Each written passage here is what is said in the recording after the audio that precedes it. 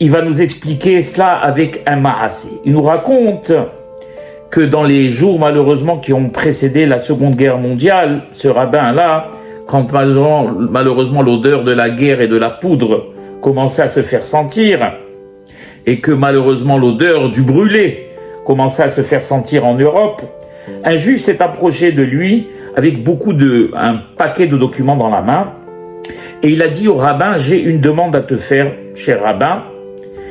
Voilà, les jours qui viennent sont des jours de nuit, on va dire ça, des jours de guerre. Et bien sûr, on entendait Marshemo Vezichro déjà, Hitler, et on savait ce qui attendait les Juifs, car Marshemo, depuis 1933, il ne s'en cachait pas.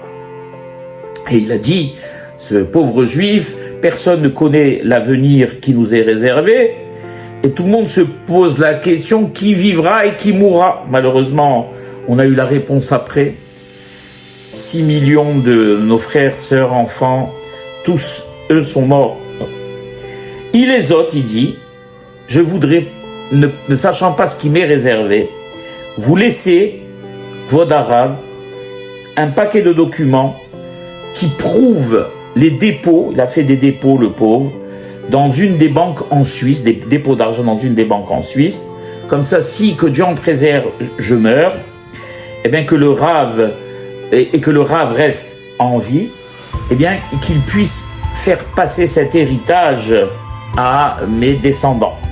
Alors le Rav il dit que grâce à Kadosh Baruch Hu, eh bien le Rav il a échappé à la Shoah Hayuma, et pendant des années après la guerre, il a fait tout son possible pour essayer de localiser les héritiers de la personne, mais sans succès malheureusement.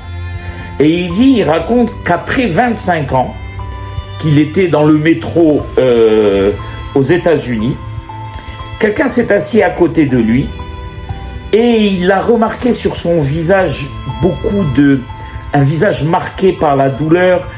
On voyait que cette personne était pauvre et qu'il avait de gros ennuis. Alors pendant le voyage, eh bien, la personne qui était à côté, a dû sûrement voir que c'était un rave. Il a commencé à lui raconter, le pauvre, les malheurs, qu'il est arrivé aux États-Unis comme réfugié, sans famille, sans rien du tout, sans métier. Et qu'aujourd'hui, il bricole un petit peu pour essayer de gagner sa vie, mais vraiment difficilement. Quand il a terminé de raconter cette histoire au Rav, et il a donné son nom de famille, le Rav tout de suite l'a stoppé, il lui a dit « Attendez une seconde, est-ce que cette personne-là vous dit quelque chose ?» Il parlait de qui? De ce pauvre juif qu'il avait rencontré, qui lui avait donné les documents avant la Seconde Guerre mondiale. Et quand la personne à côté donc a écouté le nom, il lui a dit « Bien sûr que je le connais, c'est mon père ». Et d'abord au début, le Rav lui a dit « Est-ce que c'est quelqu'un de proche de la famille ?» Il dit « Non seulement c'est quelqu'un de proche, mais c'est mon père ».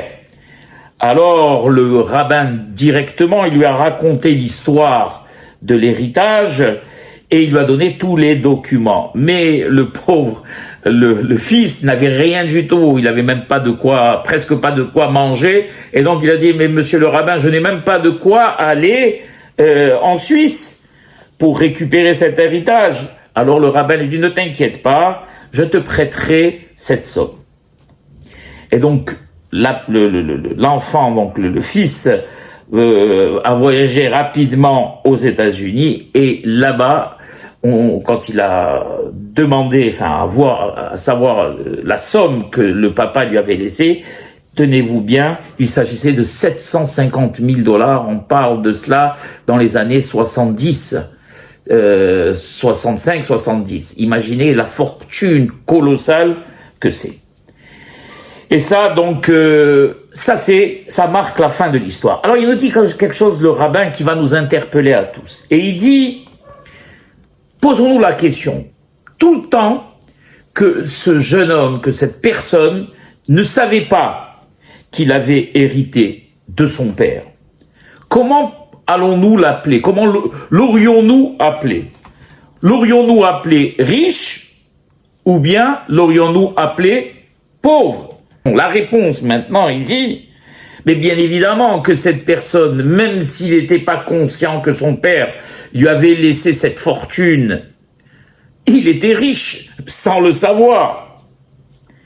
Mais combien il est triste de savoir qu'il ne savait pas qu'il était riche, et pour cela d'ailleurs, il vivait dans la misère la plus totale, en souffrant de la façon la plus terrible. On l'a vu sur son visage marqué. Alors maintenant qu'on a compris l'exemple, il va revenir à la Mishnah, le Rav, et il nous dit comme ça.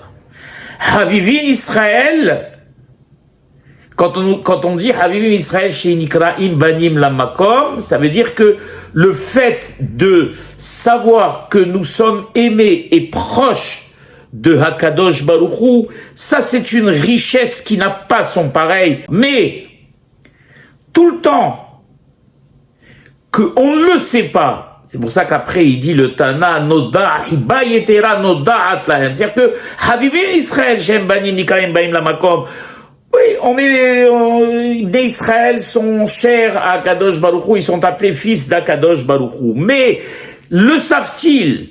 Donc c'est pour ça que le Tana nous rajoute Hiba Yetera Nodaat Lahem, c'est-à-dire qu'il faut leur faire savoir, il faut qu'ils soient conscients et qu'ils sachent qu'ils sont Havivim et qu'ils sont les fils de Hakadosh Baruch Hu, car tout le temps qu'ils ne le savent pas, comme ce fils-là, qui était riche, sans le savoir, il était considéré comme pauvre. Le Tana Rabbi Akiva vient nous dire que la personne doit non seulement le savoir, l'assimiler et le vivre. Et quand Be'emet, on le sait, nos da'at lanu, janahnu havivim la kadosh baruch hu, va tout changer dans notre vie.